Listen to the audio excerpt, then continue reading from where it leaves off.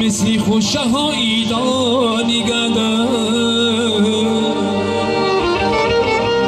با پیشی پولکت سر می کشیده و مثل خوشه ها ایدانی گده با پیشی پولکت سر می کشیده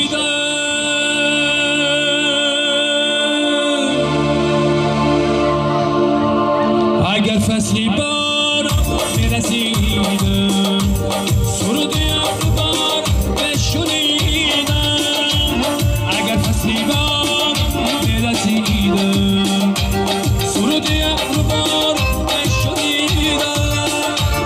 و مثلی خوشایی مانیگده و پیشی پولکت سر میکشیدم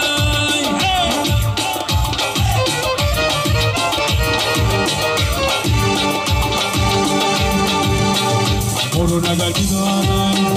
زمین نگر بیکانه مورو نگر بیگانه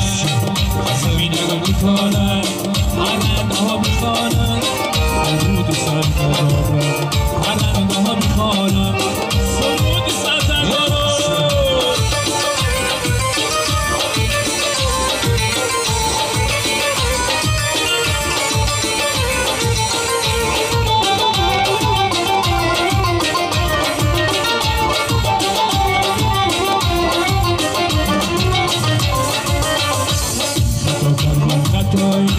شبانه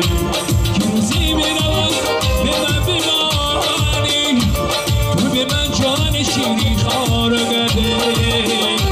به هر یک تاریمون لبزار گردی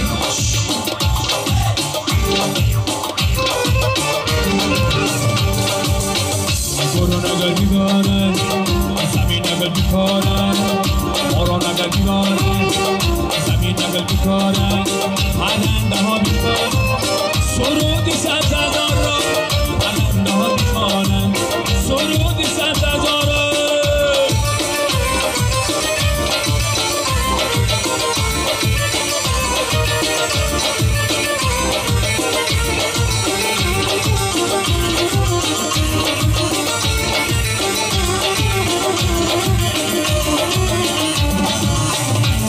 دوستان آسمان سیتاره ها یک تدبیر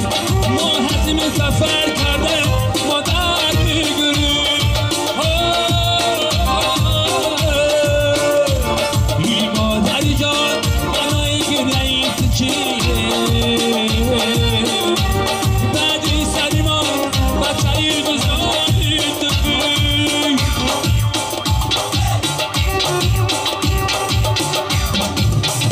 برو نگر بیگاره زمین نگر بیکاره